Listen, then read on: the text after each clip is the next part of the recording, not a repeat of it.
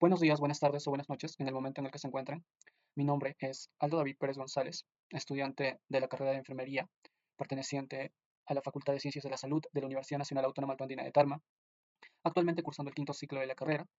Eh, Hablaremos acerca de la enfermedad diarreica aguda, las llamadas SEDAS. Dicho sea de paso, enfermedad con alta prevalencia en personas que no adoptan estilos de vida saludables. En ese sentido, tenemos como curso, en esta ocasión, a Tecnología de la Información y Comunicación en Salud, dada por sus siglas TIC, TIC. La docente, la magíster Jocelyn Erika Canchari Fierro, los integrantes del grupo, Pizarro Manturano Yarnelli, Pizarro Solano Kylie, Puchoc Valentín Eric y mi persona, Pérez González Salo David. Bueno, ¿qué cosas vamos a abordar dentro de esta ponencia? Definición, signos y síntomas, anatomía, fisiología, fisiopatología, nutrición, farmacología. También vamos a poner un caso clínico para poder razonar desde un aspecto más realista acerca de esta enfermedad. Y bueno, utilizaremos también nuestra herramienta esencial, fundamental, sustancial como enfermeros. En este caso, el PAE, Proceso de Atención de Enfermería, o actualmente como se llama, MCE, Metodología del Cuidado Enfermero. Entonces, hablemos, ¿qué es una EDA? Bueno, la Organización Mundial de la Salud define las EDAs como la presencia de tres o más deposiciones líquidas o acuosas en 24 horas, asociado a un aumento de la frecuencia habitual, que puede estar acompañada por vómito y o fiebre. Su duración es menor a 14 días. Se caracteriza por una disminución en la consistencia de las heces y no debe confundirse con la hiperdefecación o el aumento de peso. ¿Qué quiere decir con deposiciones líquidas o acuosas? Bueno, cuando nosotros secretamos las heces, estas van a ser líquidas, acuosas, van a tener esa consistencia, no la consistencia habitual, compacta, como normalmente debería estar. Ahora, puede acompañarse de otros signos y síntomas, que lo vamos a ver posteriormente, entre ellos, pero menciona el vómito y la fiebre. Entonces, ¿cuáles son los signos y síntomas para poder detectar, para poder ver cuándo es una fiebre? Cuando ya les dije, las evacuaciones son líquidas o semilíquidas. Este va a ser un síntoma cardinal de la diarrea, o sea, un síntoma sustancial, el nervio de la enfermedad, de la patología, por la cual nosotros vamos a poder identificarla de manera inequívoca. Y la consistencia de las heces es significativamente más blanda de lo habitual. Aumento de la frecuencia de las deposiciones. Las personas con diarrea evacúan los intestinos con mayor frecuencia de lo normal para ellos. Por ejemplo, de 2 a 3 veces más, decía, durante las últimas 24 horas, las deposiciones. En el caso clínico que vamos a presentar, la paciente va a realizar deposiciones de hasta 5 a 7 veces en 13 horas. Ahora, el dolor o los cólicos abdominales. Es muy común experimentar este malestar, como los calambres o dolor en la región abdominal. Este dolor puede o no ser sensible a la palpación. ¿Por qué se produce? Bueno, por el aumento de la motilidad gastrointestinal causada por una alteración debido al ingreso de microorganismos en nuestro organismo, en nuestro cuerpo. Dentro de nosotros se encuentran ahí causando estragos. Náuseas, también es otro síntoma. Sensación de malestar estomacal que puede preceder al vómito. Bueno, las náuseas te pueden llevar al vómito. Los vómitos también, que quiere decir la expulsión del contenido estomacal, a menudo acompañado de la diarrea, especialmente en casos de origen infeccioso. ¿Ya? Ahora, hablemos de la anatomía. ¿La anatomía de qué? Bueno, la anatomía de nuestro aparato digestivo. El sistema digestivo se va a dividir en dos partes, el tubo digestivo y los órganos auxiliares. El tubo digestivo va a ir desde la boca hacia el ano. ¿Y cuánto mide? Aproximadamente 5 metros, es decir, 16 pies. Entonces, ¿qué es lo que incluye este tubo digestivo? La boca, la faringe, el esófago, el estómago, el intestino delgado y el intestino grueso. El estómago y los intestinos forman parte de lo que se conoce como el tubo gastrointestinal. Los órganos auxiliares comprenden los dientes, la lengua, las glándulas salivales, el hígado, la vesícula biliar y los páncreas. Y el tubo digestivo tiene dos extremos que están conectados al exterior. La mayoría de los materiales que pasan a través de él no se han introducido en los tejidos del cuerpo y se consideran externos hasta que las células epiteliales del tubo digestivo los absorben. El revestimiento interno del tracto digestivo, conocido como mucosa, se compone de un epitelio interno, una delgada capa de tejido conectivo llamada lámina propia y una fina capa de músculo liso, conocida como la capa muscular de la mucosa. En la mayor parte del tracto, el epitelio es cilíndrico simple, aunque se presenta como pavimentoso estratificado desde la boca hasta el esófago y también hasta la parte inferior del conducto anal, donde el tubo enfrenta más fricción. La capa muscular de la mucosa tensa este revestimiento formando surcos y elevaciones que aumentan su superficie y el contacto con los alimentos. Este optimiza la digestión y la absorción de nutrientes. Además, la mucosa contiene numerosos linfocitos y folículos linfoides, que son tejidos linfáticos asociados a la mucosa. Bien, posteriormente vamos a observar los, o bueno, las distintas constituciones de nuestro aparato digestivo, parte por parte. ¿A través de qué? Bueno, a través de un atlas virtual. Ahora se los muestro. Es llamado Buenos días, buenas tardes o buenas noches en el momento en el que se encuentren. Mi nombre es Aldo David Pérez González, estudiante de la carrera de Enfermería, perteneciente a la Facultad de Ciencias de la Salud, el Atlas de Anatomía Humana 2026, Cuerpo Humano Completo en 3D. Esta es una aplicación de paga, una aplicación de salud, que es muy importante y necesaria para cualquier persona que quisiera aprender sobre la anatomía de nuestro cuerpo. Qué mejor que hacerlo de manera íntegra, casi realista, en 3D. Entonces, eh, si se dan cuenta aquí, vamos a observar uno de los órganos accesorios al sistema digestivo, por ejemplo, los dientes o la lengua. Y aquí observemos de mejor manera la lengua. Bueno, la lengua viene a ser un músculo, ¿no es cierto? ¿Que sirve para qué? Para el gusto. Y aquí, bueno, tenemos el tejido de la lengua. Es un tejido muscular, ya les había dicho. Por ejemplo, con sus amígdalas linguales, las papilas circunvaladas, las papilas filiformes. ¿Por qué filiformes? Bueno, tienen forma de fibra, ¿no se dan cuenta? También están las papilas fungiformes. Ahora, ¿qué une a la boca con el resto del tubo digestivo? Bueno, lo va a unir la faringe, pero la faringe tiene tres divisiones. La nasofaringe, la orofaringe y la laringofaringe. ¿Con cuál se une, Aldo? Bueno, se une con la orofaringe. ¿Cómo lo vamos a ver aquí? Miren, la lengua, aquí está la lengua, aquí está el espacio bucal y se va a unir con la faringe. ¿Específicamente con qué? Con la orofaringe. Y después de la orofaringe, ¿qué órgano sigue? Bueno, el esófago. Y el esófago se va a unir al estómago. Ahora lo vamos a ver. Aquí, el estómago. Con sus distintos músculos, por cierto. Sus distintas capas musculares. ¿Y para qué son estas capas musculares? Bueno, para la distensión del estómago. Tenemos la capa muscular oblicua, circular, media y la capa muscular longitudinal. ¿Ya? Y se acuerdan que estaba revestido de un tejido mucoso. Aquí está. ¿Y esto qué se une? Bueno, se va a unir al intestino delgado. Pero el intestino delgado tiene tres partes. Se le llama el duodeno, perdón, aquí, el duodeno. A ver, les voy a mostrar desde una mejor vista. Aquí está.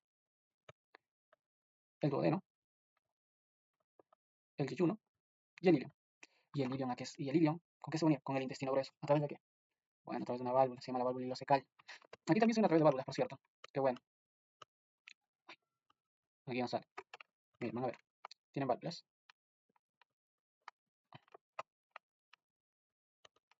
Aquí está. El píloro y el cardias. A esto también se le llama esfínter pilórico. ¿Para qué sirve? Bueno, para dar paso a las distintas comidas que nosotros consumimos. Y para que se dé todo el proceso de digestión, obviamente. Ahora, dentro del intestino, eh, bueno, el intestino tiene un tipo de tejido con unas protrusiones.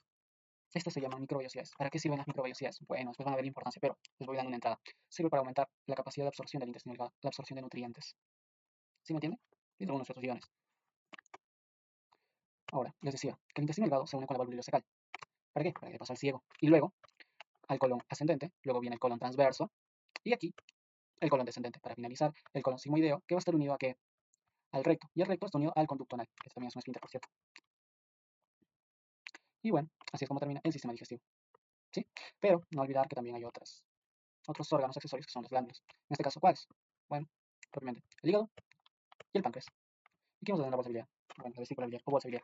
¿Y para qué son importantes esto? Bueno, para que se pueda realizar la desnaturalización de proteínas, por ejemplo.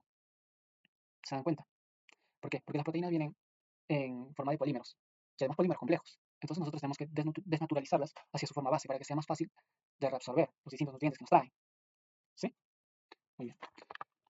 Entonces, eso con respecto a la anatomía del sistema digestivo. Ahora, sigamos con el Atlas de Anatomía Humana 2026, Cuerpo Humano Completo en 3D. Esta es una aplicación de paga, una aplicación de salud, que es muy importante y necesita explicación. Ahora vamos a hablar de la fisiología del aparato digestivo y sistema digestivo. Muy importante. ¿Qué es? Bueno, hablemos de la estructura tubular, que va desde la boca hacia el ano, relación directa al medio externo, que es una capa de célula epitelial donde ocurre la captación de nutrientes. Ya les decía, eso en el intestino delgado, ¿no es cierto? ¿A través de qué? Bueno, de las microvellosidades. Tiene diversas glándulas que vacían su contenido al interior del intestino, como cuáles, la vía del páncreas, permitiendo la digestión de los componentes alimenticios.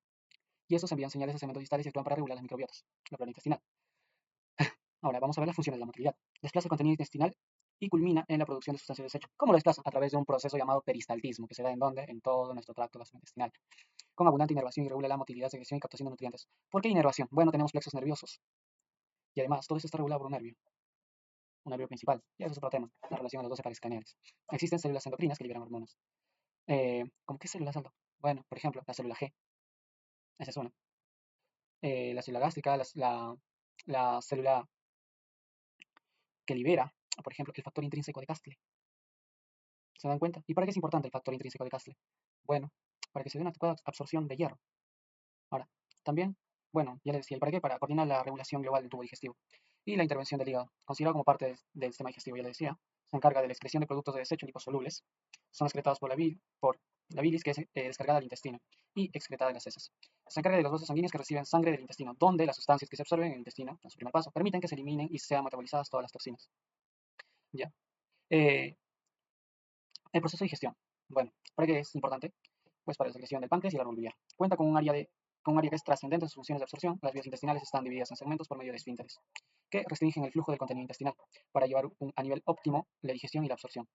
Intervención de los esfínteres, bueno, comprende el esfínter esofágico superior e inferior, el píloro, que retrasa el vaciamiento del estómago.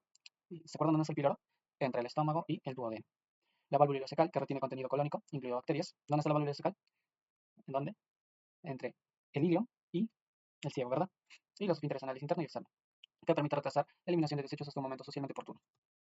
Por eso es importante que nosotros eduquemos a nuestros esfínteres. Ahora, la fisiopatología de la edad. Comienza en un trastorno intestinal provocado por la colonización de patógenos en el epitelio intestinal, algunas bacterias, por ejemplo. Existen patógenos, producen toxinas, invaden la mucosa intestinal, que van a alterar la consistencia de las heces y aumentar las evacuaciones, nos va a volver líquidas, de consistencia acuosa. Colonización de patógenos. Bueno, aquí los patógenos se adhieren a las células epiteliales intestinales, es decir, las bacterias o virus se fijan a las células y van a comenzar a multiplicarse. ¿Ya? ¿Cómo que a multiplicarse? A proliferar. Simplemente por un proceso de tabicación llamado bacterias, en algunas, se van a dividir, se van a multiplicar. Son seres vivos, puede todo. Algunas bacterias, menos los virus no lo son. Se dicen en otro proceso. Se llama el proceso lisogénico, pero ese es otro tema. La causa, la producción de heterotoxinas que afectan a las proteínas transportadoras de iones en el intestino. ¿Ya? ¿En dónde? Específicamente en las microvellosidades, pues. ¿Para qué? Bueno, van a alterar el proceso de ósmosis, que se da por una ley de gradiente y demás, que desregula la absorción de agua y electrolitos provocando la diarrea acuosa. También produce inflamación local y daño celular. Produce invasión de la mucosa, causa una respuesta inflamatoria, daño celular y lesiones de las células epiteliales, lo que produce una exudación de moco, proteínas y sangre en la luz intestinal. Hay tipos de diarrea. Los dos primeros, bueno, tienen que ver con la ósmosis, ya. Y la diarrea exudativa, en este, pues, al momento de defecar se observa sangre en las heces. La diarrea motora, con alteraciones de la motilidad intestinal, es decir, el peristaltismo aumentado. ¿Qué es el peristaltismo? El movimiento de todo el tracto gastrointestinal para que facilite el paso de los alimentos que consumimos, ¿no es cierto? Buen día. Continuando con la exposición, mi nombre es Yernelilda Pizarro Manturano y le hablaré un poco sobre nutrición. Sabemos que tanto en niños como en adultos que presentan diarrea pierden una gran cantidad de líquidos, por lo que es fundamental que ellos tomen agua hervida con frecuencia para evitar la deshidratación. Otras opciones útiles son las soluciones de sales de rehidratación. Estos se encuentran en centros de salud y en farmacias. Los líquidos preparados en casa también se puede realizar ya que estaría más accesible, ¿no? Y que estos serían agua con sal, sopas saladas o agua de arroz. Cabe resaltar que las personas con diarrea también tienen que comer alimentos que ayuden al intestino a recuperarse y a absorber agua.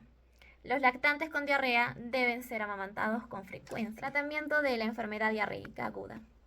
Los objetivos del tratamiento de la EDA son prevenir o tratar la deshidratación, prevenir el daño nutricional y reducir la duración, la gravedad de la diarrea y la aparición de episodios futuros. Y esto es mediante la administración de suplementos de zinc. Los niños con EDA, aún así con deshidratación, ellos necesitan una cantidad mayor de líquidos y sales para reemplazar las pérdidas. Ante esto es importante resaltar la hidratación. Dar al niño más líquido de lo que habitualmente consume para prevenir la deshidratación y así a largo plazo la desnutrición. En general, deberá de hacerse líquidos que habitualmente toma el niño. No darle otros líquidos que no le gusta porque no lo va a querer consumir. Dentro de los cuales normalmente consumen sal, como las soluciones de deshidratación oral, que lo puedes conseguir en las farmacias, o las bebidas saladas, como el agua de arroz salada o el yogur al que se le ha añadido sal, o incluso a sopa de verduras y hortalizas o pollo con sal. También pueden indicarse, aunque sabiendo que no contienen o tienen muy poca sal, agua simple, pero agua hervida, fría, agua en la que se han cocido cereales, sopa o caldo sin sal, agua de coco, jugo de frutas frescas no endulzados, obviamente. Algunos líquidos son potencialmente peligrosos y deben evitarse durante la ida. Tales sean los que son muy endulzados, con mucho azúcar. A esto me refiero a lo que son las gaseosas, las bebidas comerciales mayormente, ya sea jugo de frutas, está totalmente prohibido porque sabemos que también son procesados.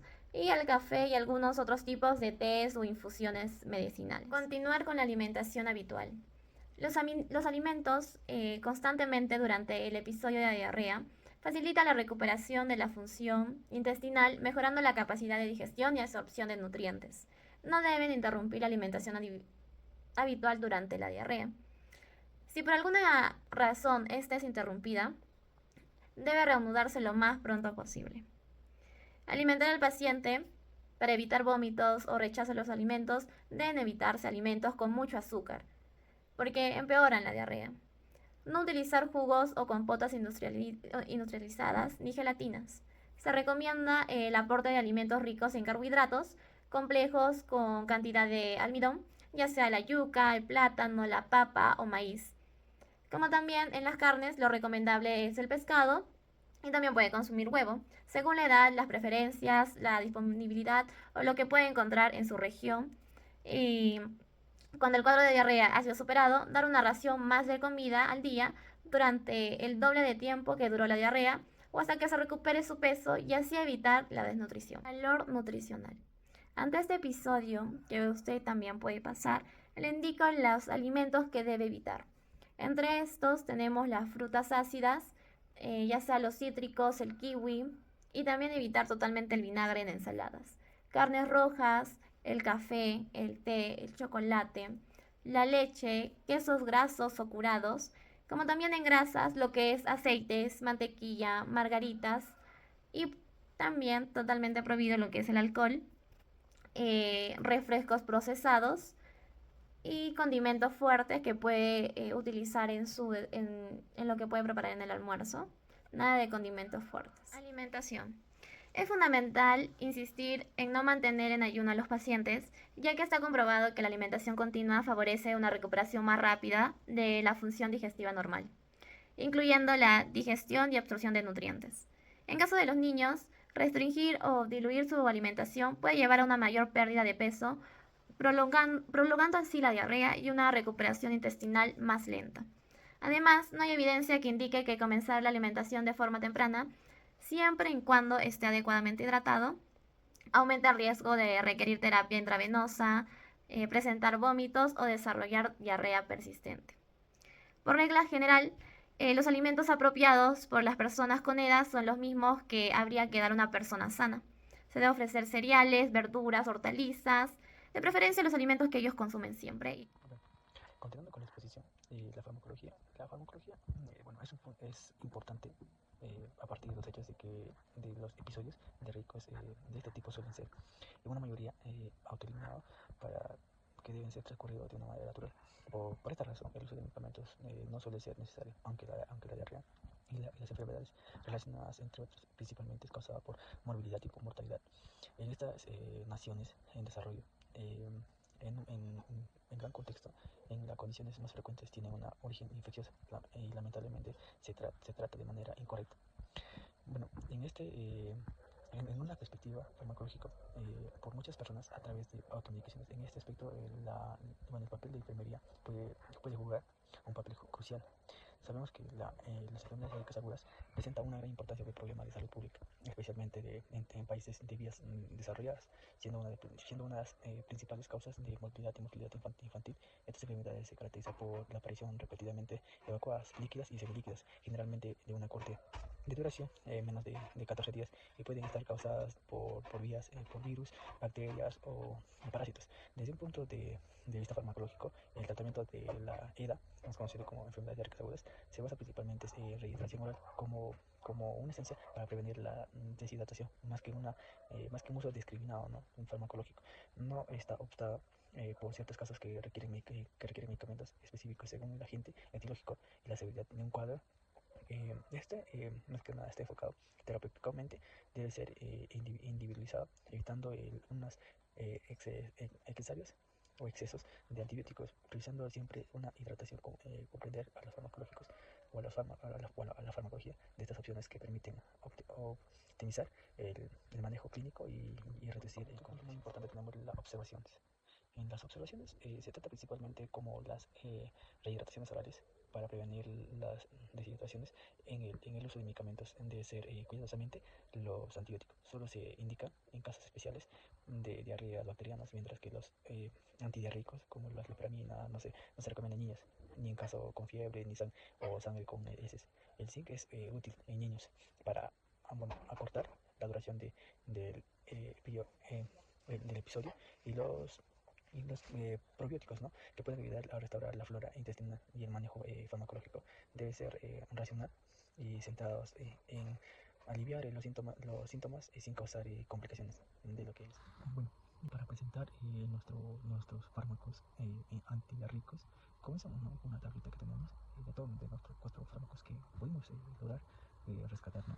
Bueno, uno con nuestros fármacos que vamos a poner es que radicodotrila, su mecanismo de acción es una bueno, es un inhibidor de los acefalecinas que disminuye la secreción de agua y los electrolíticos en el intestino sin afectar la movilidad intestinal. Y como indicaciones tenemos las diarreas agudas en niños de mayores de 3 meses y adultos.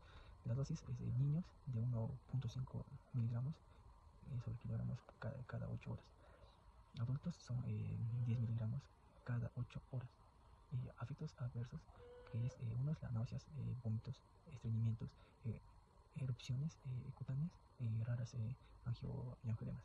Y ahora como otro fármaco tenemos la loperamida. La loperamida es agonista de receptores opioides que disminuye la motilidad intestinal y prolonga las transmisiones intestinales, que reduce la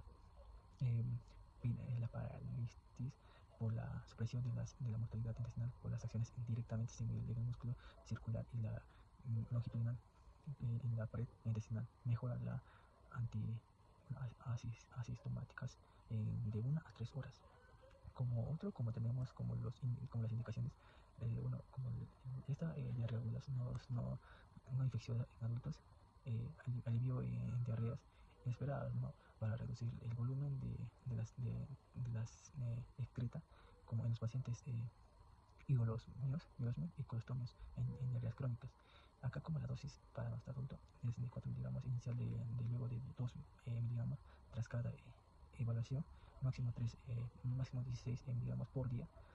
Iniciar con 4 miligramos luego de 2 miligramos después de cada excreta, más de 16 miligramos por día. Y esto, como los efectos adversos, tenemos el estreñimiento, distensión abdominal, somnolencia de niños paralíticos. Como tratamiento tenemos náuseas, dolor abdominal, estreñimientos y flatulencias intestinales abdominales. Y otros es nuestro fármaco, que es su salicílico de mismo. Uno tenemos como nuestro mecanismo de acción antisecretora. Bueno, para presentar nuestros fármacos antidiarreicos, comenzamos, ¿no?, con una tablita que tenemos de todos de nuestros 4 fármacos que pudimos lograr rescatar, ¿no? Yo soy Cali Pizarro Solano y vamos a continuar con la fase de diagnóstico, donde se van a encontrar los datos relevantes, confrontación con la literatura, análisis e interpretación de los datos. Como primer dato relevante tenemos que la señora presenta un peso de 50 kilogramos, una talla de 1,54 centímetros y un IMC de 21,08. La señora refiere que come 4 veces al día. Normalmente consume en su desayuno papa con choclo con queso y leche, en su almuerzo su sopa de verduras con segundo de lentejas con arroz y huevo frito, y en su cena mazamorra de arroz con leche, galleta de agua e infusión de cedrón. En confrontación con la literatura tenemos que la mayor parte de la grasa almacenada proviene directamente de los triglicéridos de la dieta. El exceso de hidratos de carbono, o mejor conocidos como carbohidratos, y proteínas de la dieta se convierten en ácidos grasos en el hígado mediante un proceso comparativamente poco eficiente llamado la lipogenia. En análisis e interpretación de datos, tenemos que la señora presenta una alimentación con mayor predominancia de carbohidratos y grasas. Esta preferencia excesiva a carbohidratos trae riesgos para su salud, como enfermedades cardiovasculares, hipertensión, problemas respiratorios, entre otros. Como segundo dato relevante, tenemos que la señora refiere que no se lava las manos antes de cada comida. En confrontación con la literatura, tenemos que el lavado de manos es considerado una medida preventiva fundamental, ya que su correcta implementación puede evitar las enfermedades diarreicas agudas. En análisis e interpretación de los datos, tenemos que la falta de práctica de lavado de manos trae demasiadas consecuencias en la salud, como las sedas por la presencia de bacterias y algunos otros microorganismos en tejidos exteriores. Como tercer dato relevante, tenemos que la paciente manifiesta que normalmente va 2 veces al día al baño. Su orina es de color amarillo y sus deposiciones son de color marrón o amarillo de consistencia blanda y pocas veces se extingue, pero en las últimas 12 horas fue 5 veces al baño y realizó deposiciones líquidas. La deshidratación es la complicación más grave de la diarrea y ocurre cuando el cuerpo pierde más líquidos y electrolitos de los que se ingiere. En casos de diarrea severa, un adulto puede llegar a perder hasta 5 litros de líquido al día si no se repone adecuadamente, lo que puede llevar a una disminución severa del volumen sanguíneo y comprometer funciones vitales, según Daniel Guerrero, 2021. En análisis e interpretación de los datos, tenemos que en presencia de las evacuaciones constantes desmesuradas en relación a las horas expuestas por la paciente, se manifiesta deshidratación en la persona, además de ser estas líquidas. Por último, nuestro dato relevante, tenemos que la exploración física presenta dolor abdominal y náuseas. El dolor abdominal es un síntoma frecuente que acompaña a la diarrea. Este dolor, a menudo descrito como calambre o cólico, se debe principalmente al aumento de la motilidad intestinal y la distensión de las asas intestinales debido al incremento de líquidos y gases. En caso de diarrea disentérica, que se caracteriza por heces con presencia de moco y o sangre, el dolor abdominal suele ser una manifestación común, acompañado de tenesmo o fiebre, según Puerto Madero 2022. Y en el análisis e interpretación de los datos, tenemos que el dolor abdominal y las náuseas son síntomas asociados a la diarrea, reflejado en el alto número de deposiciones de la persona. Bien, sacamos 3 diagnósticos que son conductas de mantenimiento ineficaz de la salud relacionada con prácticas inadecuadas para la salud, manifestado por falta de higiene de manos antes de consumir alimentos.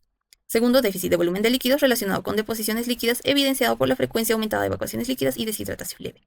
Tercero, dolor agudo relacionado con expresión facial de dolor y postura para aliviar el dolor manifestado por la queja de dolor abdominal. De estos 3 vamos a sacar 2 prioritarios, que serían el déficit de volumen de líquidos relacionado con deposiciones líquidas, evidenciado por la frecuencia aumentada de evacuaciones líquidas y deshidratación leve. Y el otro, dolor agudo relacionado con expresión facial de dolor y postura para aliviar el dolor manifestado por la queja de dolor abdominal. Pasamos a la fase de planificación, donde nuestro primer diagnóstico es el dolor agudo. En los resultados enfermeros, que es el NOC, tenemos el nivel de dolor en una escala del 1 al 5, donde 1 es grave, 2 severo, 3 moderado, 4 leve y 5 ninguno. Tenemos también 3 indicadores, que son dolor referido, expresiones faciales de dolor y náuseas. En todo esto, nuestro NOC basal será grave. En nuestras intervenciones de enfermería, que se dan en NIC, tenemos el manejo del dolor agudo. Realizaremos una valoración exhaustiva del dolor que incluya localización, aparición, duración, frecuencia e intensidad, así como los factores que lo alivian y agudizan. Vamos a seleccionar y poner en marcha intervenciones adaptadas a los riesgos, beneficios y preferencias del paciente, para facilitar el alivio del dolor según corresponda. Bien, nuestro segundo diagnóstico es el déficit de volumen de líquidos, donde nuestro NOC será conocimiento control de la infección. Tenemos una escala del 1 al 5, donde 1 es ningún conocimiento, 2 conocimiento escaso, 3 conocimiento moderado, 4 conocimiento sustancial y 5 conocimiento extenso. También tenemos los indicadores, que son factores que contribuyen a la transmisión de la infección, signos y síntomas de infección, tratamiento de la infección diagnosticada, uso de probióticos en el tratamiento de la infección, influencia de la nutrición sobre la infección e importancia de la higiene de manos. De todo esto, nuestro NOC basal será ningún conocimiento. También tendremos un segundo NOC, que será el compromiso del paciente en una escala del 1 al 5, con indicadores de evalúa los factores de riesgo de salud personales, prepara una lista de preguntas para discutir con el personal sanitario, discute la planificación de cuidados con el personal de salud y utiliza recursos sanitarios de acuerdo a su necesidad. En todo esto, nuestro NOC basal será nunca demostrado. Pasamos a la fase de planificación, donde nuestro primer diagnóstico es el dolor agudo. En los resultados enfermeros, que es el NOC, tenemos el nivel de dolor en una escala del 1 al 5, donde 1 es grave, 2 severo, 3 moderado, 4 leve y 5 ninguno. Tenemos también 3 indicadores, que son dolor referido, expresiones faciales de dolor y náuseas. En todo esto, nuestro NOC basal será grave. En nuestras intervenciones de enfermería, que se dan en NIC, tenemos el manejo del dolor agudo. Realizaremos una valoración exhaustiva del dolor que incluya localización, aparición, duración. Bien, pasando a la fase de ejecución, que dio inicio el día 29 de junio del presente año y finalizó el 29 de julio. Se trabajó con 4 intervenciones, la cual la primera fue el manejo del dolor agudo, que pertenece al NOC nivel de dolor, y se contó con dos actividades. Se realizó una valoración exhaustiva del dolor que incluye localización, aparición, duración, frecuencia, intensidad, así como los factores que lo alivien y agudizan, y seleccionar y poner en marcha intervenciones adaptadas a los riesgos, beneficios y preferencias del paciente, por ejemplo, farmacológicos, no farmacológicos e interpersonales, para facilitar el alivio del dolor según corresponda. Estas actividades fueron realizadas el día 2 de julio a las 9:30 am hasta las 11 am. Después, nuestra segunda y tercera intervención del NIC fueron manejo de la diarrea y control de infecciones, que fueron pertenecientes al NOC, conocimiento, control de la infección, lo cual hicimos 6 actividades: identificar los factores, medicamentos con bacterias y alimentos por sonda que pueden ocasionar o contribuir a la existencia de la diarrea, practicar acciones que supongan un descanso intestinal, dieta absoluta y dieta líquida, medimos la producción de diarrea, defecación, pesamos regularmente al paciente, instruyendo sobre dietas bajas en fibra pero ricas en proteína y de alto valor calórico y nutricional, según corresponde. También instruimos a la paciente acerca de las técnicas correctas del lavado de manos. Estas actividades fueron ejecutadas el día 9 de julio a las 10 am hasta las 11:30 am. Por último, nuestra cuarta intervención es de acuerdo con nuestra paciente perteneciente al no compromiso del paciente y dejamos 3 actividades. Evitar centrarse en el diagnóstico o proceso de la enfermedad y únicamente le ayuda al paciente para identificar sus metas. Verificar con el paciente